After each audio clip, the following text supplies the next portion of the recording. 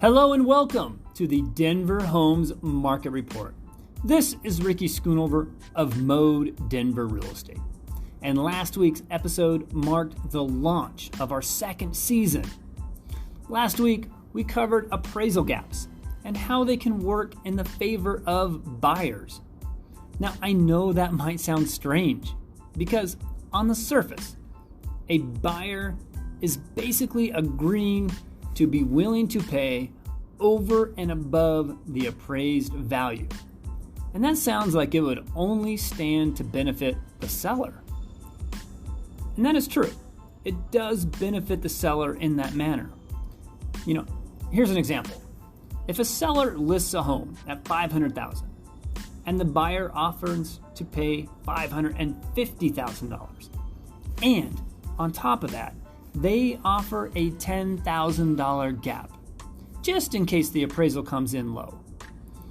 Then the seller knows wherever that appraisal comes in at, if it does not reach that $550,000, and let's say it comes in around $525,000, since we already have our appraisal gap in place, there is already a plan in place for when that appraisal comes in. And wherever it comes in at, both parties have agreed up front how that will be handled. And in this case, the list price was $500,000. The agreed upon price was $550,000 with the $10,000 gap. The appraisal comes back at, let's say, $525,000. So we're $25,000 short from the agreed upon price. But the buyer then kicks in that $10,000, which they agreed upon, and the seller then lowers their price to the appraised value of $525,000. But that $10,000, they actually essentially sell the home for $535,000. $10,000 over the current appraised value. It's funny. Last week, this was pretty much my entire topic. And just 2 days later, I'm out with my buyer clients all weekend looking at homes and strategizing on which of their favorites we should pursue. Ultimately, we chose the one that would receive our offer.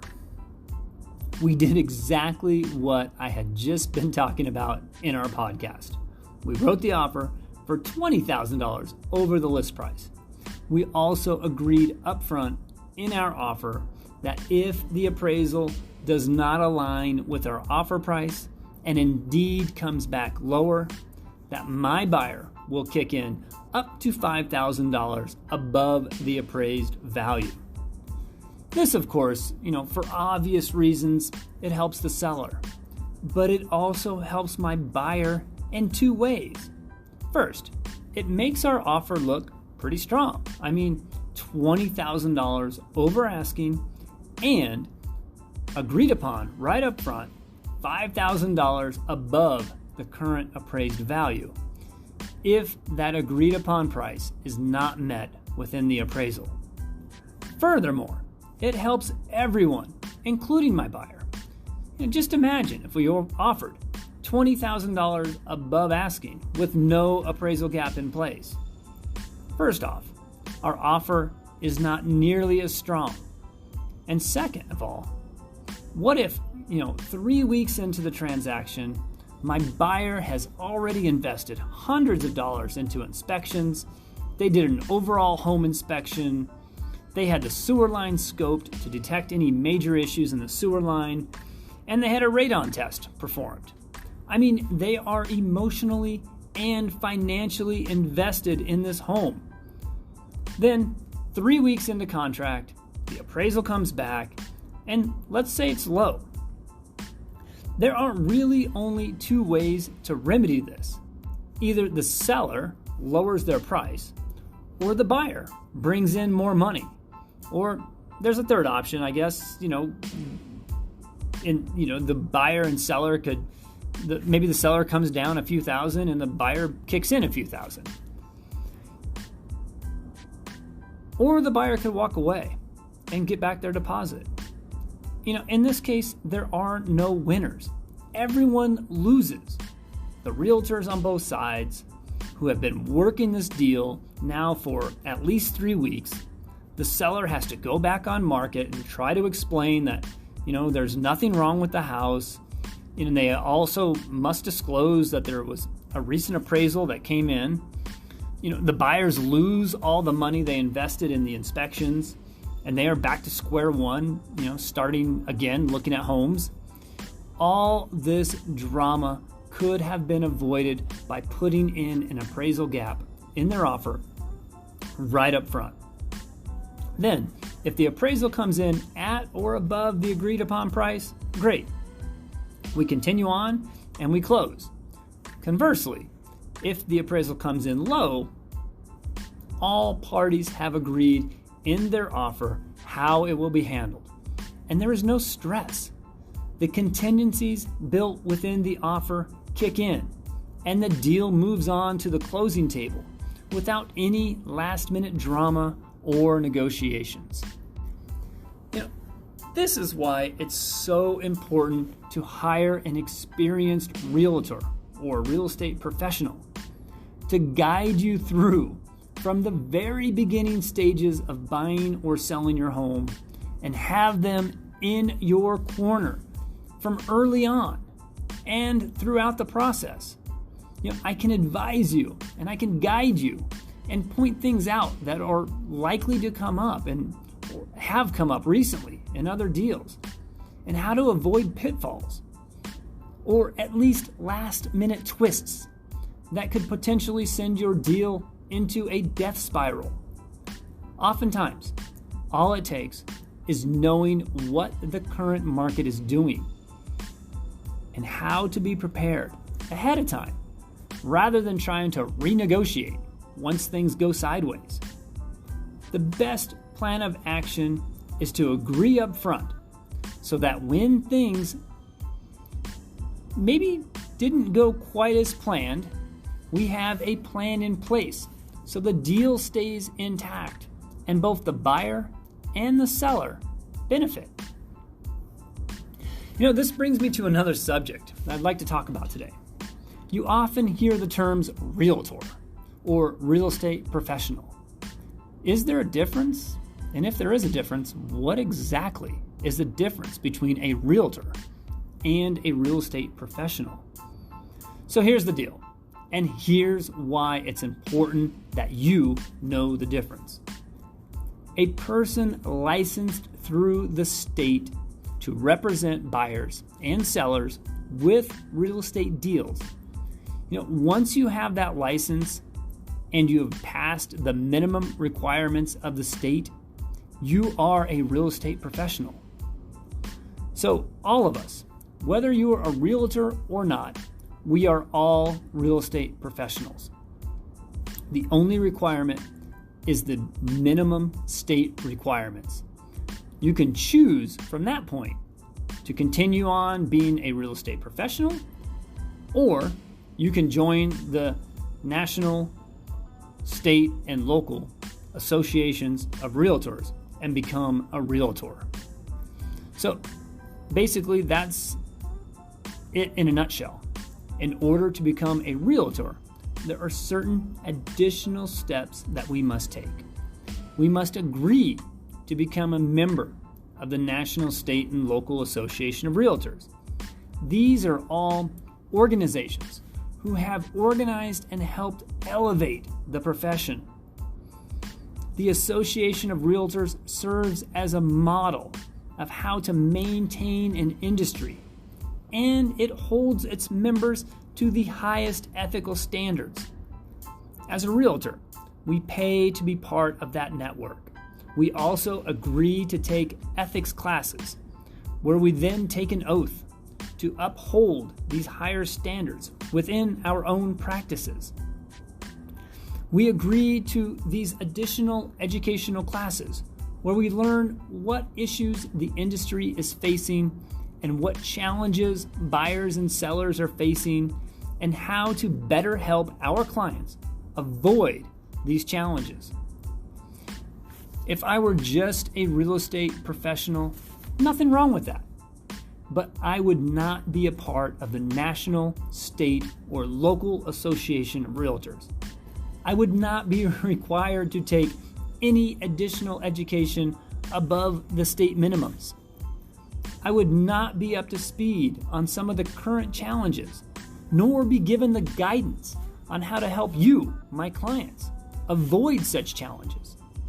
I would not be taking an ethics course every 3 years, where not only do I learn about the latest legal updates and how to avoid getting myself or my clients into legal trouble, I also, during that time, reaffirm my commitment to my craft, my clients, and to my real estate practice. So if you're a home buyer or a home seller, I challenge you, ask yourself, do I want to work with a real estate professional? This person meets the minimum state requirements. Or would I rather hire a professional who has dedicated their practice to the highest standards, and they are meeting not only all of the state requirements set forth to become and maintain, but also those additional higher standards with additional education, more knowledge of the current challenges buyers and sellers are facing, and how to help my clients stay out of legal troubles. They are also attending ethics courses on how to properly treat the public and their clients. They are taking an oath and dedicating themselves to the highest standards of honest dealings. So you have a choice. You can work with a realtor, but all real estate professionals are not realtors. Many of us are because we value our craft. We take it very seriously.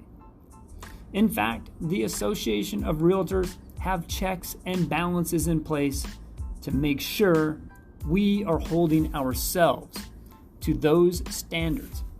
And if a realtor for some reason is falling short of their commitment, there are systems in place to correct that behavior, or even not allow a person to be a member. It's a big deal, and it's a misconception that so many in the public do not fully understand. All of us who have met the minimum requirements can be a real estate professional. Only a realtor is committed to higher standards and taking an oath, vowing to hold themselves to the Realtor Code of Ethics, and then to continue that higher education and reaffirm every 3 years to adhere to these standards. When I first got my license back in 2003, there was no hesitation in my mind that I wanted to push myself and learn how I could build my profession and build my business. I give my cousin Ron Schoonover credit. He was a realtor at the time. He was one who coached me to get my license in the first place. Then once I was licensed, we worked at the same firm, and he explained to me the importance. Sure, you're a real estate professional. You can go out into the world and help clients buy and sell homes. You have met the minimums. However, if you're going to hang your license in this firm, you're not done yet. You need to become a realtor. You need to take the ethics course. You need to understand your ultimate responsibility to the public, your clients, and your fellow professionals. You need to take the Realtor Code of Ethics. Take the oath, vowing to hold yourself to the highest standards. And I have never looked back. Does it cost a bit more money? Sure. Does it take time from my schedule to take these required courses? Of course. But it also helps remind me of why I do what I do. I love working with my clients. I love working with buyers. I love working with sellers. And I want them to be 100% confident in my knowledge when it comes to the current market conditions, what challenges the industry may be facing, and how I can best guide them to avoid the pitfalls and make their transaction go as smooth as possible. Buying and selling a home is a big deal, and they have huge implications on one's life. Don't you want the professional you are hiring to be as prepared, committed, and educated as possible? Okay, that's going to wrap up this week's Denver Homes Market Report. Once again, this is Season 2, now Episode 2. This is Ricky Schoonover of Mode Denver Real Estate. I put out my podcast every Thursday before 5 p.m., and I thank you for tuning in and listening. If you're ever not sure how to find my podcast, just go to your smart speaker and say these terms. Please play my podcast, the Denver Homes Market Report. Thank you so much. Have a great week, and I hope you tune in next Thursday.